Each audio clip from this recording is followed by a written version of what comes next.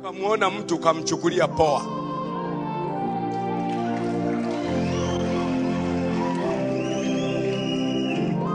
Usinichukulie poa. Dunia, sema dunia ina mataifa 194. Mimi nimefika mataifa 153.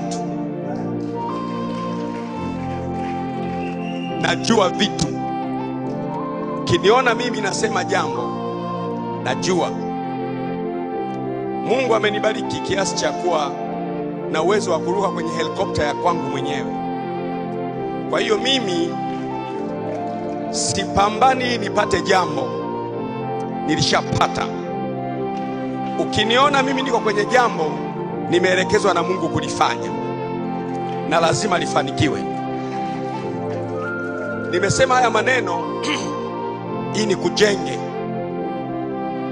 kwamba nikimwona mtu tu hivi anazungumza, naweza kukwambia huyu atafika mbali. Nikimwona mtu anazungumza, nakwambia huyu hafiki mbali. Hata kama wewe unamwona ana dalili za kufika mbali, nakwambia huyu hafiki mbali.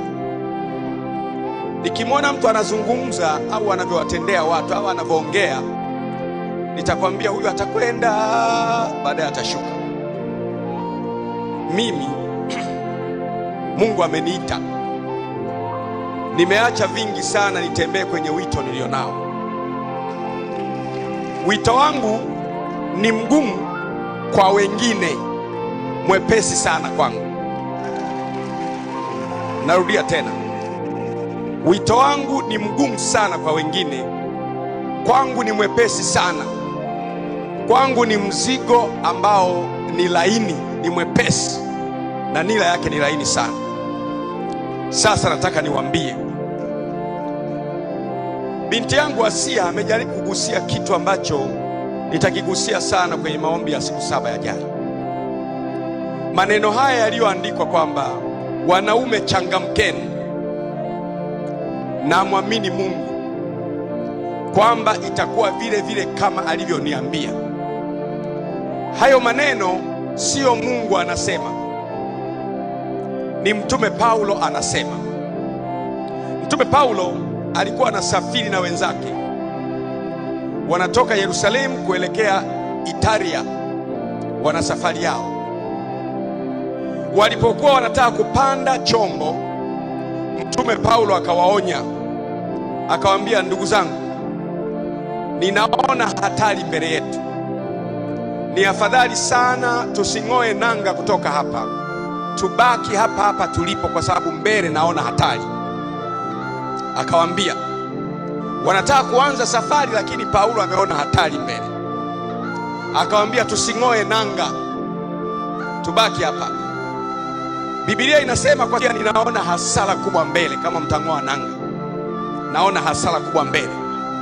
Ni afadhali msing'oe nanga, mbaki hapa mlipo. Anawaambia Paulo, anawaambia ni wenye dhambi. Yeye yuko kwenye meli, anasafirishwa na wafungwa wengine na wasafiri wengine, lakini yeye yuko ndani ya chombo. Anawaambia, jamani, chombo hiki kising'oe nanga sasa hivi, kwa sababu ninaona hatari mbele. Biblia inasema, lakini nahodha akawasikiliza, hakumsikiliza Paulo, akawasikiliza wataalamu. Akakataa kumsikiliza mtu anayeona mbali aliye naye chomboni, akamdharau, akasema huyu ndaye nini? Akawasikiliza wataalamu, wakang'oa nanga. Biblia inasema walipong'oa nanga, wakakumbana na upepo wa aina yake na tufani inaitwa Eulakilo. Upepo ukaivunja vunja hiyo meli. Paulo anasema siku 16 mchana na usiku wako katikati ya kilindi cha bahari, mpaka hawali chakula, hawanywi. Ukafika wakati wakasema, tutakufa, tutupe shehena zetu baharini.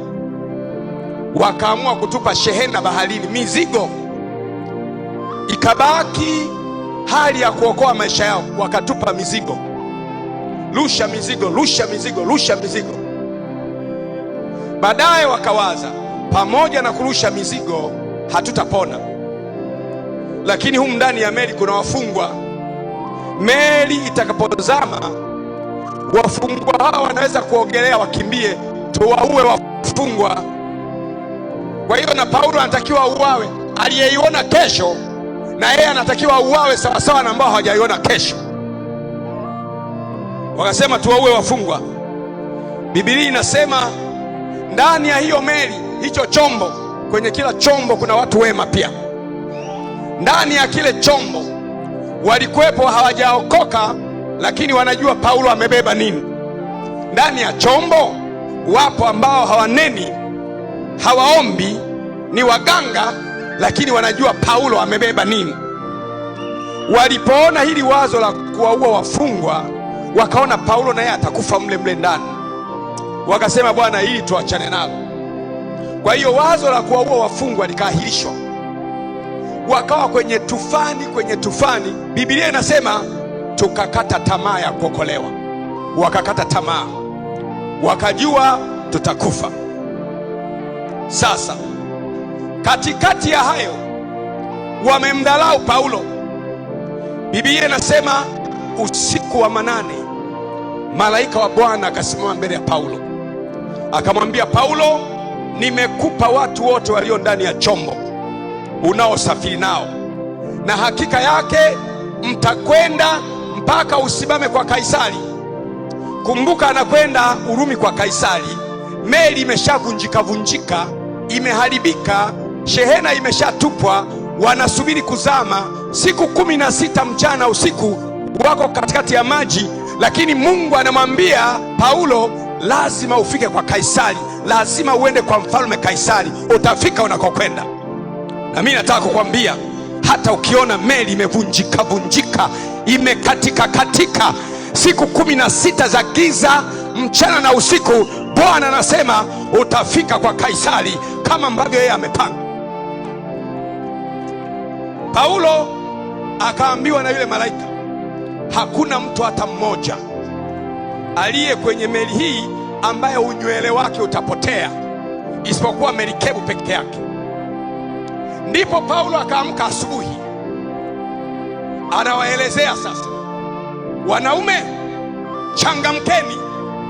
Unanielewa sasa?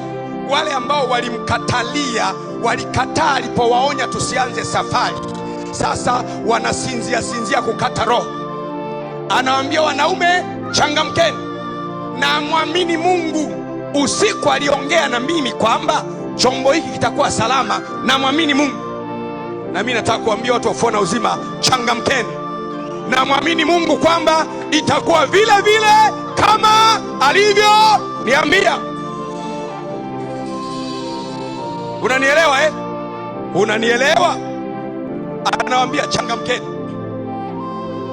Lakini kabla hajawaambia changamkeni, mistari ya juu pale akawaambia wanaume, iliwapasa kunisikiliza nilipowaambia msing'oe nanga na kupata hasara kama hii. Anawaambia hivyo, nilipowaambia msing'oe nanga mngenisikiliza, msingepata hasara kama hii. Sikiliza nikwambie, Farao alikuwa na mashetani, ana majini, ana mapepo, na ndio maana shetani anafananishwa na Farao. Huwa tunasema ulimwengu wa dhambi, ulimwengu wa Misri, lakini Farao alikuwa na macho ya kumtambua Yusufu pamoja na majini yake na pepo yake. Alipoona kijana mmoja akajua, nimtumie huyu kijana kuivusha nchi yangu na mapepo yangu yale yale.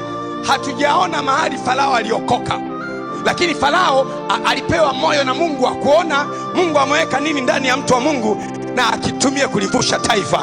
Nakwambia itakuwa vile vile kama Bwana alivyosema, Tanzania na watu wake itavuka. Pige Bwana makofi, haleluya.